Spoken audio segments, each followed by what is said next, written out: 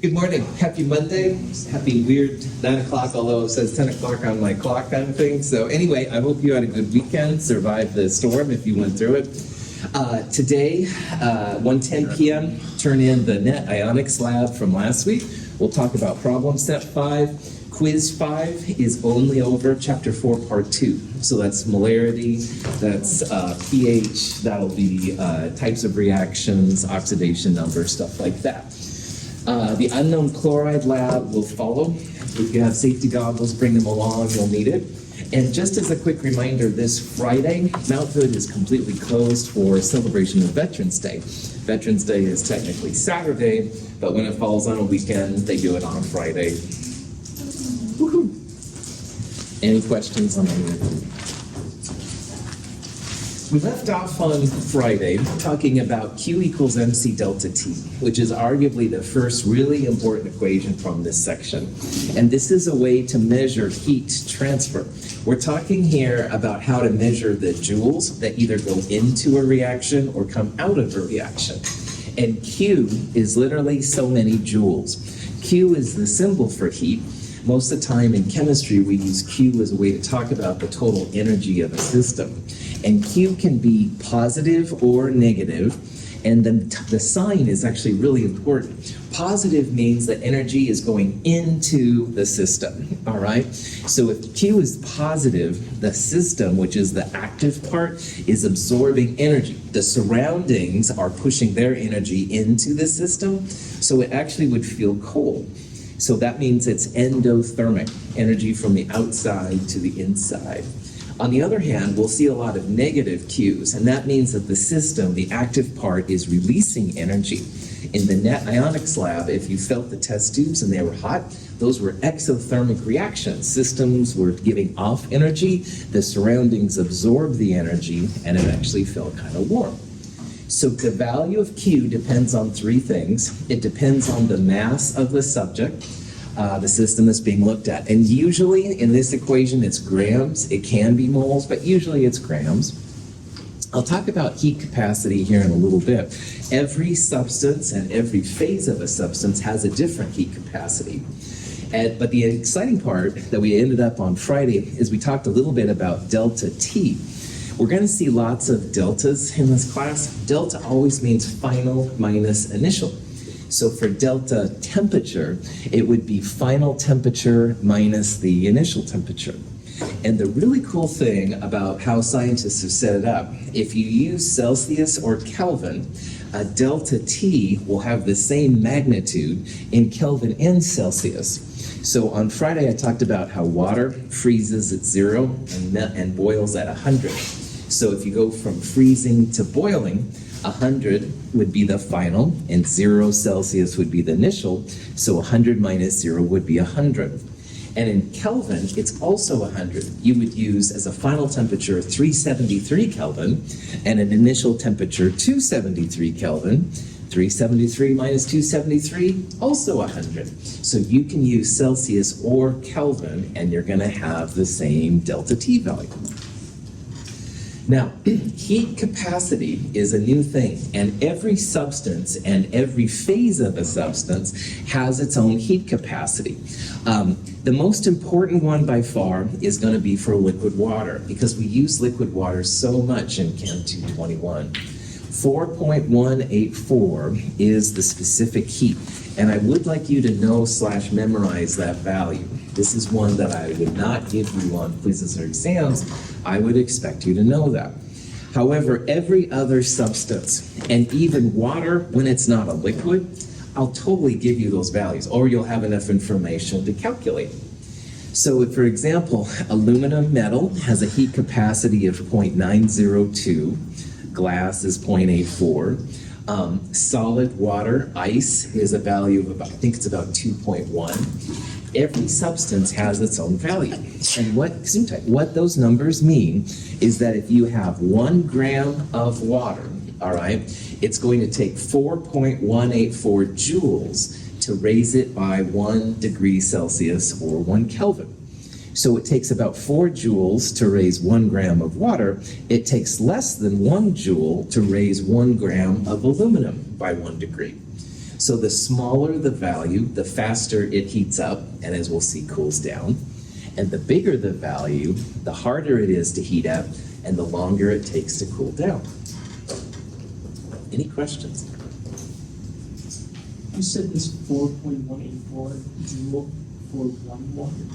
So let's look at the units tree. It's joules per gram Kelvin or joules per gram Celsius. So that means that it takes 4.184 joules to raise 1 gram of liquid water by 1 Kelvin or 1 Celsius. That's right. And all of those numbers mean the same thing, right? So if I said, what is it with glass as a solid? 0.84 joules is needed to raise 1 gram of glass by 1 Celsius. Cool question. All right. So this is an example of how you can use this equation. And not this week's lab, but next week's lab, calorimetry, will actually do some of this. This is a piece of aluminum. We've got 25 grams. And we're taking a piece of aluminum that starts at 310 degrees Celsius down to 37 degrees Celsius. So is that piece of aluminum being heated up or cooling down? It's cooling down. Cooling down. The question is here, how many joules of heat energy are lost through the cooling to make this happen? Now, to make this happen, we do need the heat capacity of aluminum, which is 0.902. This means, again, joules per gram per Kelvin, which is the same as joules per gram Celsius. That little to the -1 power just means put it in the denominator. So you can see here we've got mass, 25, we've got heat capacity, and we have the information we need for delta T. Does delta mean initial minus final or final minus initial? Final minus initial, good. That's going to be important here coming up. All right, so delta T, final minus initial. I'm really pleased that you all were on top of that. So in this problem, the aluminum started at 310 and it ended at 37 degrees Celsius. Now the heat capacity value I gave you here is in Kelvin. Do we have to turn the Celsius values into Kelvin before we place it in this equation? No. No, right on. Delta T has the same magnitude in Celsius as it does in Kelvin. So if you turn these numbers into Kelvin and find delta T, there's nothing wrong with that, but it's extra work. Lazy chemist. So anyway, in this problem, I would not change the Celsius to Kelvin unless you really want to. Mass, 25 grams, excuse me. Heat capacity, which is something I would give you or you could calculate, 0.902. Final minus initial. So the final temperature was 37. The initial temperature was 310. Plug and chug, negative 6,160 joules. Looking at the sign of Q, exo or endothermic? Exo, good, that's right. If Q is negative, energy is being released, all right? That aluminum went from being super hot to relatively chill, all right? So the sign tells you if it's gonna be exo or endo, all right? If it would have been a positive number, it would have been endo. This is obviously negative. So that means that the aluminum has lost energy, okay? Now, let's say that Daniel wants to do this experiment and he starts with a piece of aluminum at 37. He needs to heat it to 310 Celsius. How many joules would it take to make that transformation? 6,160. Bam! Positive 6,160, right on. In this world of thermodynamics, a lot of times if one direction is negative, the opposite direction will be positive. They'll change signs, all right? In this problem, we started with a piece of aluminum at 310 and we ended up at 37. If you wanted to heat your aluminum from 37 to 310, you would change these numbers where they are. And what was a positive number here would be a negative number here. So that's really important in thermodynamics. A lot of times one direction will be positive, the other direction, same number, but a negative number on top. And again, you can use Celsius or Kelvin on these. I would not take the time to convert to Kelvin here just because it's extra work. But if you do it, it's not the end of the world or anything. I've told you before that chemists are lazy, and I am following it here big time. Question.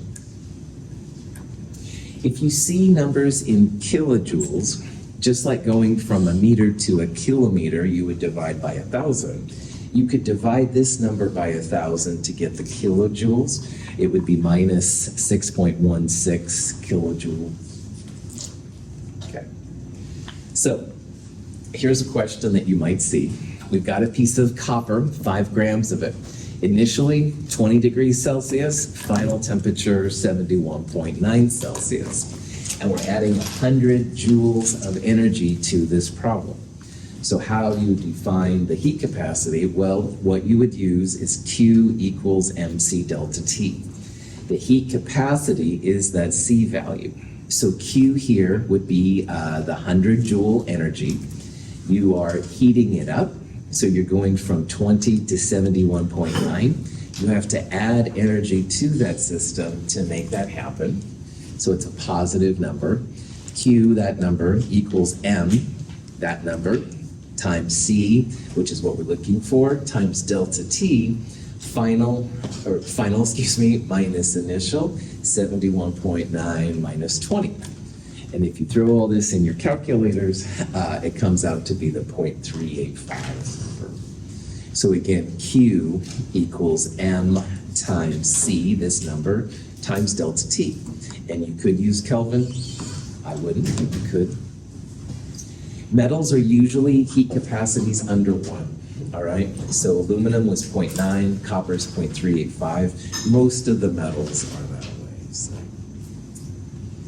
Any questions? Sweet. Here's another question that you'll see once in a while. Remember, we talked about on Friday how, as far as thermodynamics goes, as everybody knows, hot plus cold always equals warm. And what that means is the hot gets colder, the cold gets warmer, and they end up at the same value. And it's kind of silly, but I want to point out there's no known cases of hot and cold together where the hot gets hotter and the cold gets colder. All right, you always end up at warm. So in this problem, we're starting with hot iron, 77.8, and cold water, because water here is colder than the iron is. And this question says, what is the final temperature of the mixture? So in this problem, hot iron plus cold water is going to give us some final temperature, all right? And we can use the Q equals mc delta T thing to figure this out. Now, on Friday, we talked about the first law of conservation of energy, which is big time important for all the physical scientists in the world. And what it basically says is you can't create or destroy any energy. So in this case, we have something hot and something cold coming together. And the energy that they start with, if you add them both together, it still equals 0. All right, you're not making or create or destroying any energy. So hot plus cold equals 0. Hot can be represented by the iron. So notice here's an mc delta T for iron. Cold can be represented by the water, mc delta T for water. And all of those equal 0. So if you see a problem like this where it says something hot and something cold come together, what's the final temperature? Q hot plus Q cold equals 0. Now, the iron specific heat is a number that I would give you. You could look it up, but I would give you if it was a problem from me. 0.449. And water, which is a number I do want you to know, 4.184. And the important part here is that delta T for iron and delta T for water are going to have a final minus initial. We've got the initial temperatures. Here's the initial water, and here's the initial iron. That final temperature is going to be the same for both of them. And that's what we want to figure out here. We've got the masses. We know the heat capacities. We have the initial temperatures. All we want now is the final temperature. So, time to plug and chug. Here's the mass of the iron in grams. Heat capacity, we don't know the final temperature, but we know the initial temperature of the iron is 77.8. Now the mass of the water, 4.184. Final temperature, we don't know, but the initial temperature of water, 18.8. And all of that equals 0. Now, this is one of these problems where we do lots of distributive algebra, all right? What I would do is multiply these two numbers together and these two numbers together, then multiply those numbers by TF and this minus 77.8. Multiply these two numbers together and multiply them by those two. At the end, you'll get the TF value. But before we do anything more, if the temperature of the water was 18.8 and the temperature of the iron was 77.8, would we expect a final answer larger than 77.8 or less than 18.8 Celsius? Between. It would be in between. It would be in between. Nice job. That's right. The final temperature is going to be somewhere greater than 18.8 and less than 77.8. Because like I said, hot plus cold always equals warm. And warm in this case means warmer than 18.8, but less than 77.8. Questions on that? Okay. So you go through the steps. Here's some parts. I would recommend trying this problem on your own if you have nothing else to do. Don't throw tomatoes at me, okay? But anyway, 21.0 is the final temperature. Because water's heat capacity is so high and there's more mass of it, usually the temperature will usually be closer to water, but that's just kind of a rule of thumb. But again, you yourself, before you start problems like this, can realize that, hey, it's going to be warmer than the cold, cooler than the hot, somewhere between there. Russell thinks it's usually closer to water's temperature than the other thing, but question. Okay. Now, everything we've looked at so far, this mCdelta T, is when you have this state, you have the same state of matter. So we've had liquid water and we've had solid metals coming together, but we didn't take the liquid water and make it a solid, or we didn't melt the solid, say, into a liquid or into even a gas, which you can do. So if you don't have a change of state, if you start with a solid and you end with a solid, or you start with a gas and you end with a gas, mCdelta T, this thing right here, is the way to go. And it is what we'll use more often than anything. But if you have a change of state, there's another process that happens. So if you actually have a piece of, say, ice and you melt it, there's a different kind of process you have to go through. So the first thing I want to talk about is what the heck a change of state is. And state changes just mean you're going from solid to liquid, or from a gas to a solid, or a liquid is being turned into a gas. Changes of state and phase changes are the same thing, all right? It just means that you don't have now a solid all the time, or you don't have a liquid all the time, something like that. Sometimes they refer to these as isothermal processes when you change state. So when you change, for example, ice into liquid water, believe it or not, the temperature doesn't change. You still need energy to break the bonds in the ice and make it turn into a liquid, but you don't change the temperature. So what I usually do to talk about how to figure out how many joules it takes to have a change of state is this equation, and I wish I had a better, cooler way to talk about it. Q, the energy that's needed, is always equal to the heat of something times the mass, in quotes. And it's totally lame, and I apologize. You'll see weird numbers for heats. This one is the heat of fusion. And this is if you're taking solid ice and turning it into liquid water.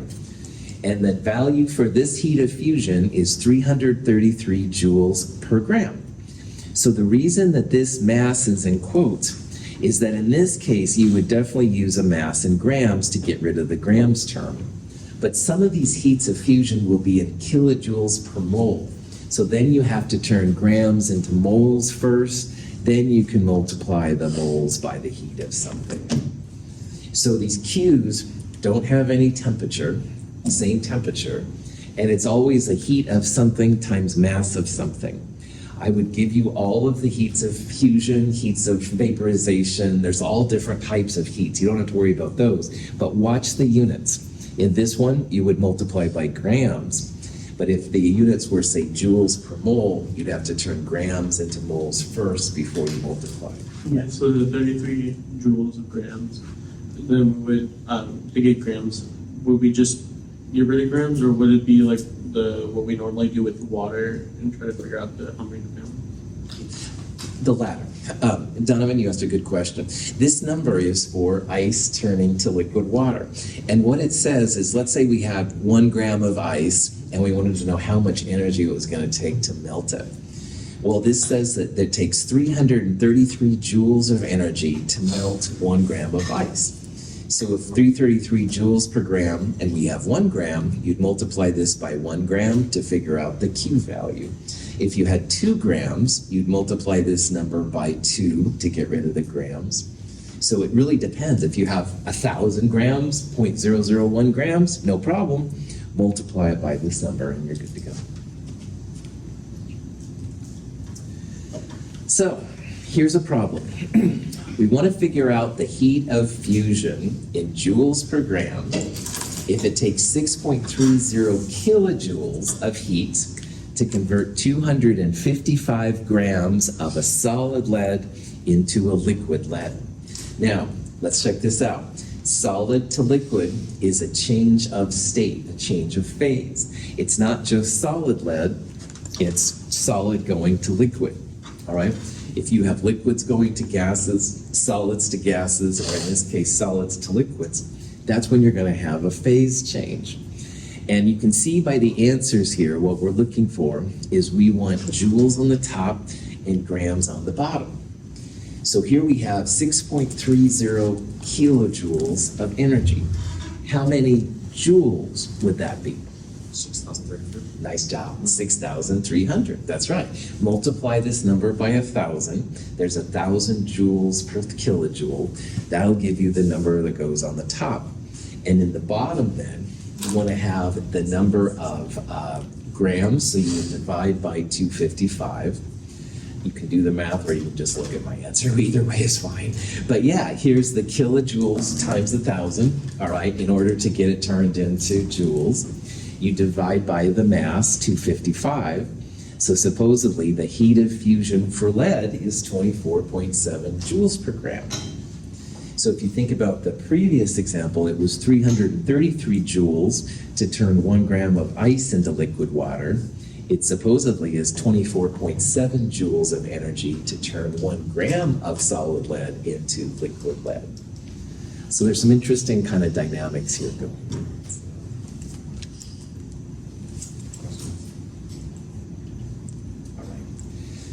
So when you are a thermochemist, these kind of problems can be kind of helpful to you. And in this question, we're trying to find the energy, all right? And remember, on a practical level, energy is all around us all the time. I don't know how you got to Mountain Hood, but if you took a car, that was gasoline. Maybe you have an electric vehicle, electrical energy, but energy is really important. And even in our bodies, you need food and stuff like that. So in this problem, we want to find the heat, which is the energy, to take 500 grams exactly of ice, solid water, and turn it into steam at 100 degrees Celsius. So in this process, we're going to take first the solid ice and turn it into liquid water. That's a phase change. So it's going to be the heat of something times the mass. And that's what this thing right here is for, the heat of fusion. It says that it takes 333 joules of energy to convert 1 gram of ice into liquid water. The second step is we need to take the liquid water, which comes out at 0 degrees after the fusion is done on it, and turn it into liquid water at 100 degrees Celsius. That's going to be mCdelT. We're not changing the liquid phase, we're just changing the temperature. So if you're just changing the temperature and not the phase, that's when mCdelT pops in. So that's going to be step 2. But step 3, we have to turn our liquid water into steam, into gaseous water. That's going to be another heat of something times the mass. And heat of vaporization, this number right here, is what we're going to use. It says it takes 2260 joules to raise 1 gram of liquid water and turn it into steam. That's what that number says. So to solve problems like this, break it down, all right? We're going to have 2 changes of phase. The first one will be ice to liquid water. The last part will be liquid water to steam, and we'll use these 2 heat values. And the middle part will be mCdelT. We're going to raise our liquid water from the freezing point to the boiling point. It's still liquid water, but that's where the mCdelT part pops in. And from each of those parts, we'll have so many joules. We'll add them together, figure out how much energy it takes. All right. So these problems, you want to break them down into components, all right? And this is sometimes a graph you'll see. This is a temperature axis, and this is heat added. This would be like how many joules you're adding, all right? Now, what we're going to do in our problem is we're going to start at point B and go to point E. B to C is when we're taking the solid and turning it into a liquid. And notice that the temperature, which is the y-axis, straight across, all right? We're not changing the temperature, we're changing the way that the molecules interact. So we're going from a solid to a liquid. This is the heat of something times the mass of something. The next thing we'll do is do C to D. This is when we're taking our liquid and we're heating it up to the boiling point. This is our mCdelT. This is going to be the 4.184 part. And finally, when we get the liquid water to 100, we're going to turn the liquid into a gas. And this is another mass of something times a heat of something. This is now changing the liquid molecules into the gas phase, and it goes straight across. But again, no temperature change. The mass will be a constant 500 grams. It's not going to change. It's the other parts in here that are going to be a little bit different. So again, if you see a problem like this, break it down into components, and then we'll add those parts together in order to make this happen. All right. So the first part, heat of something times mass of something. We're turning solid into liquid. The heat of fusion is that 333 joules per gram number. And we have 500 grams. So you multiply those 2 numbers together, 1.67 times 10 to the 5th joules. And that represents the energy to melt the ice. Second step, we're going to take the liquid water, which is what the value got us to. We're going to take the liquid water at 0 degrees Celsius and heat it up to 100 degrees Celsius. We're not turning it into a gas yet. We're keeping the same phase. It's all liquid. And that's where mCdelT pops in. This is an example of where you can convert things to Kelvin, but I wouldn't, because delta T in Celsius is the same as delta T in Kelvin. So mass, 4.184, delta T is 100, 2.09 times 10 to the 5th joules are needed to turn water at 0 degrees Celsius into liquid water at 100 degrees Celsius. So notice that the energy required to raise the temperature of water was pretty close to the energy required just to melt the ice. And I think that's kind of cool. But anyway, the last step is it's going to be another change of phase. This time we're turning liquid water into gaseous water. That's where the heat of vaporization pops in, this number. We'll multiply it by 500 grams, 1.13 times 10 to the 6th.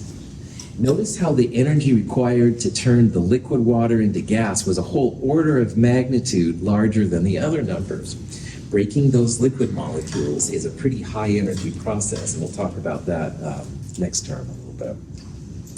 But anyway, in this problem, you wanted the total energy to make this happen. So you'll add up this one, and this one together. It comes out to be 1.51 times 10 to the 6. These numbers are big, so a lot of times they'll divide by 1,000 joules per kilojoule. 1,510 kilojoules. Does ice go to steam automatically? No, please say no. And here's why I want you to say no. First of all, yeah. Now you let your ice stay out, it'll melt because the ambient temperature is usually warmer than ice. So that part I could totally see. But at normal conditions, room temperature, water's not going to go to steam, all right? A way to verify it, are these numbers endothermic or exothermic? Endo, positive numbers. So none of these are going to happen without the influx of energy, and quite a bit of energy by itself. So water does not automatically go to steam without outside help.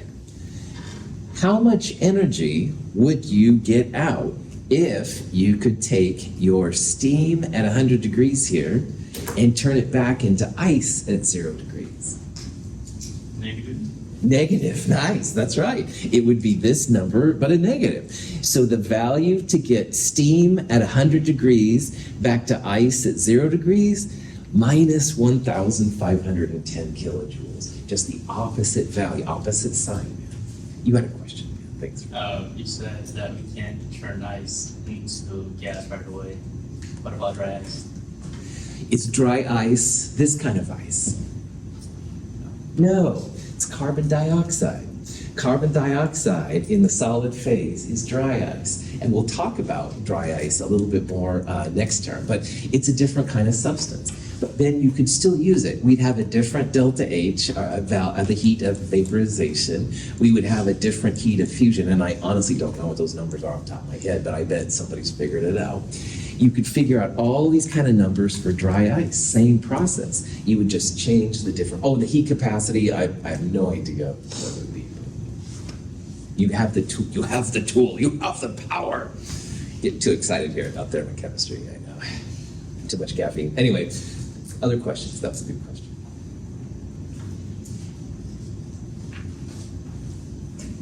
Oh, seriously? Hold on, this is so funny that I have to show it, so I apologize for being cheesy. So, no, why? Anyway, I'm just gonna be quiet. All right, blah blah blah. Negative 15 as you go the opposite way. Really cool, lots of energy. I don't have to be an engineer. College takes too long anyway. I can get a job right away and support you in style. Of course you can, darling.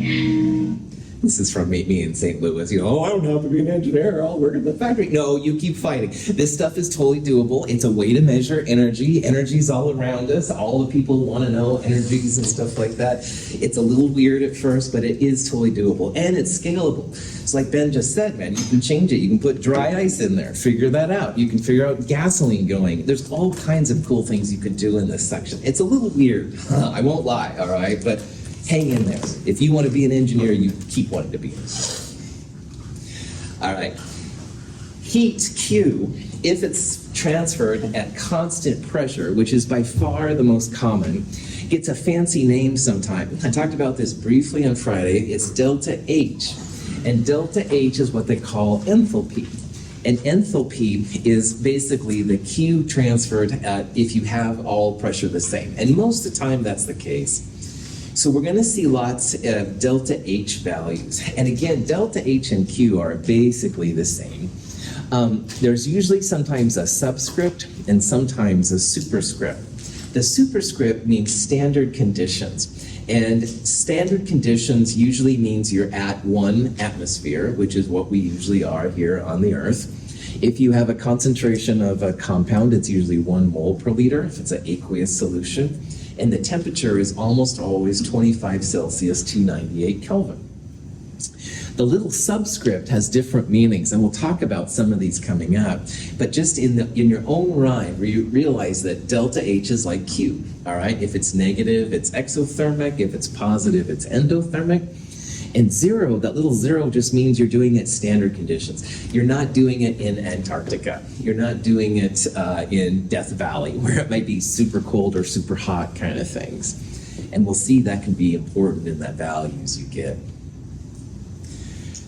Now, if you see a reaction like this is a combustion reaction for methane. Methane reacts with oxygen. It makes CO2 and water. Sometimes you'll see delta H minus 802. Well, remember, the negative number means that heat is being generated. So sometimes you can actually see this written. Heat is like a product. It's being given off. So a negative delta H or a negative Q means that heat is being created. And you can literally write it as a product, which is kind of a cool thing. If you have a positive number, it would be a reactant. You would need it to make that happen. And because it can be written as a product here or as a reactant, you can write it different ways. So for example, to take 1 mole of methane and burn it, you're going to get out 802 kilojoules. So just like we've used stoichiometry to say, well, 2 moles of water come off for every 1 mole of methane, if you have this kind of system, you can say, well, 1 mole of methane being burned, 802 kilojoules of energy released. Or you could say for every 2 moles of water that are produced, you're going to get 802 kilojoules out. So just think about this in the back of your mind. It's another use of these cool, this is hot. Okay, keep my day job. Prof hat back on. This is another use of a balanced reaction. It's another utility to see what's going on. Let me show you how. Here's an example of propane. Propane gives out negative 2,044 kilojoules of energy. Now, if this number is negative, does that mean that this reaction is exo or endothermic? Exo, well done. That's right. The negative number means 2,044 is getting out. So you could literally write negative 2,044 kilojoules right there. It would say that for every mole of propane that you burn, you're going to get 2,044 kilojoules of energy out. And that could be kind of helpful. Okay. So let's go back to that example with methane, all right? And this is what I want to show you how this thing can be worked out. Most of the time, of course, we're not dealing with whole mole values. In this example, 128.5 grams of methane are being burned, and the question is how many kilojoules of energy come out? Well, grams to moles using the molar mass of methane. And the balanced equation right here says that for every mole of methane burned, you're going to get negative 802 kilojoules of energy out. So turn your grams of methane into moles. Methane's about 16.04 grams per mole. And what this says right here is that for every mole of methane, you're going to get 802 kilojoules out. Now, sometimes they'll say per reaction, and then in a reaction, you get this much energy out. That always seemed kind of extraneous to me, but that is fine if you want to use that. And here, you end up then, as you can see, getting minus 6.43 times 10 to the third kilojoules. So very exothermic, which is what you'd expect from a negative number up there. So if we only had, say, 10 grams of methane, you could do the same process to figure out how much energy would be released. Questions on that? I've actually used this a lot with the automotive people at Mount Hood. Sometimes they'll ask about energy efficiencies, and woohoo, I could do thermochemistry. So I will basically just turn grams to mole. I'll figure out this number. I'll talk about that in a little bit. And then if you essentially multiply that number by how many moles of reactant or whatever, you can figure out the energy components. All right.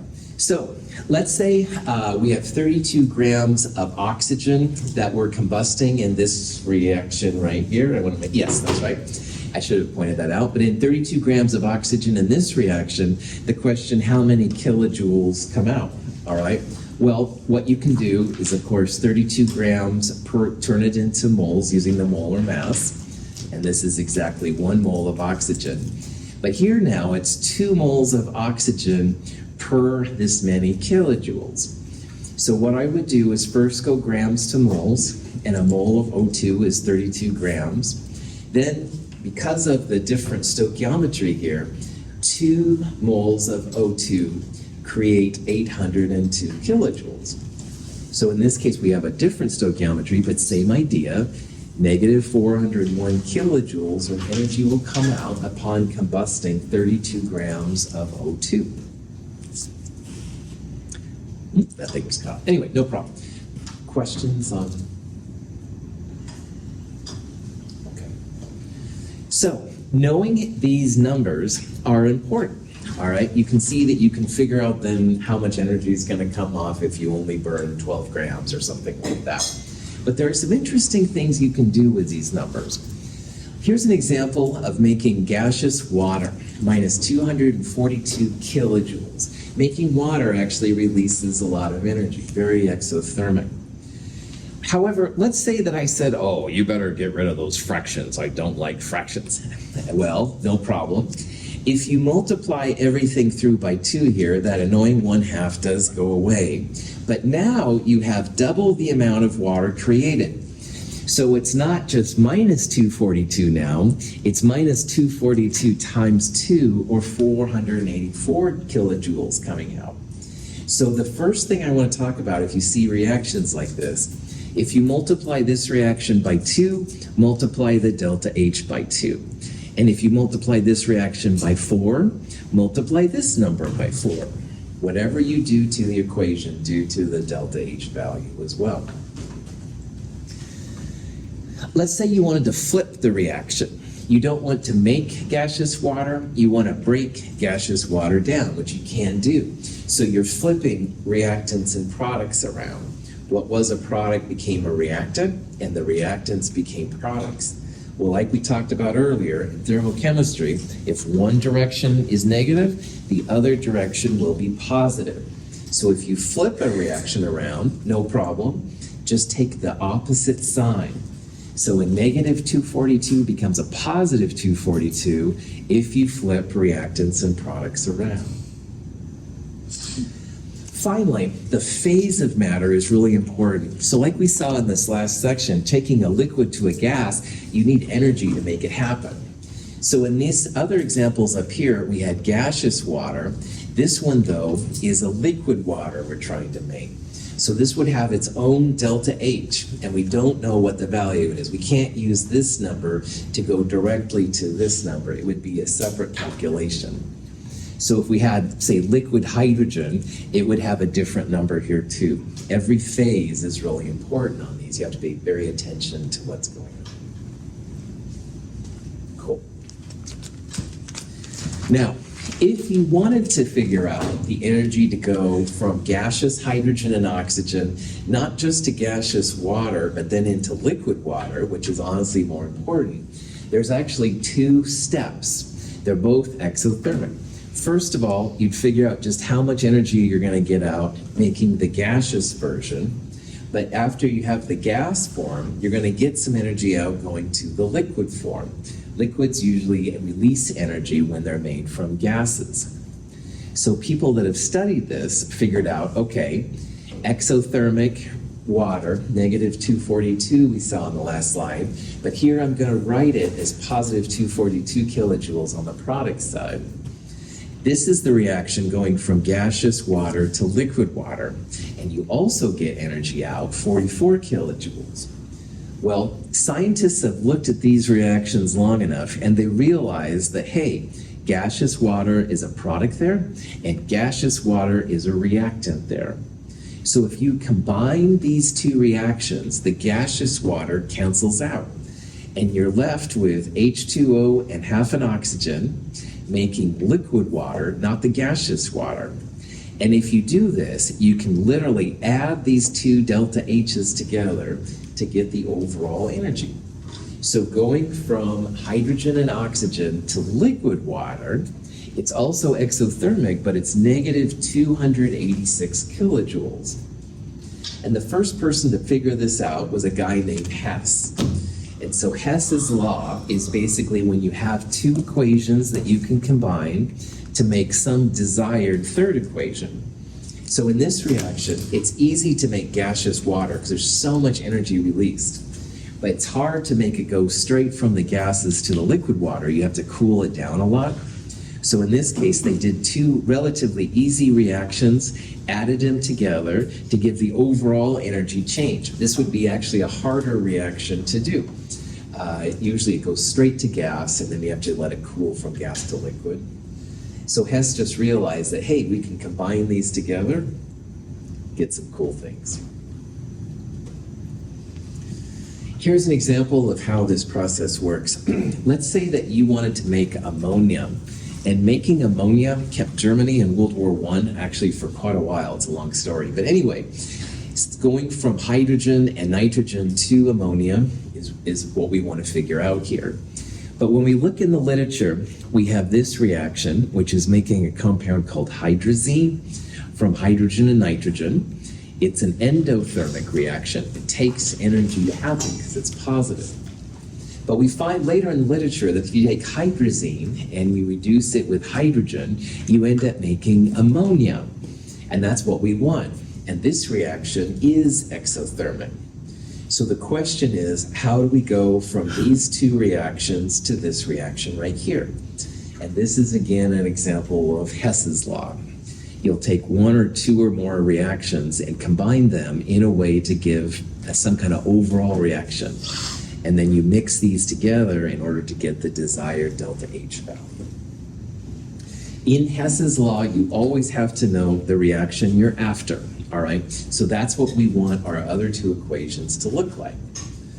So hopefully you can see that N2H4 is a product here, and it's a reactant right there. So I would first of all just try adding these equations together. So I'm going to add all of the reactants, which are all of these guys, to all of the products, which are right there. And you can see hopefully now that N2H4 is on both sides. Let's get rid of it. There's an H2 here and 2 H2 there, so we can combine those to make 3 H2. If you do all this, lo and behold, 3H2 plus N2 makes 2NH3, which is what we want. So since we added these two reactions together, the desired delta H is literally going to be positive 95.4 minus 187.6. You just add them together, and that number comes out to be minus 92.2 kilojoules. So this is an example of how you can use other equations then to find some kind of desired equation. Any questions? Okay. The last thing I'm going to leave you with this morning are where these kind of values are. And at the end of problem set 5, there's a big table. And I think it's the second column, but double check me. It's a delta H of F right there. And delta H of F stands for standard enthalpy of formation. And these are things that people actually spend a lot of time with, and they figure out how much energy you either get out or have to put in, negative versus positive, to make 1 mole of these compounds.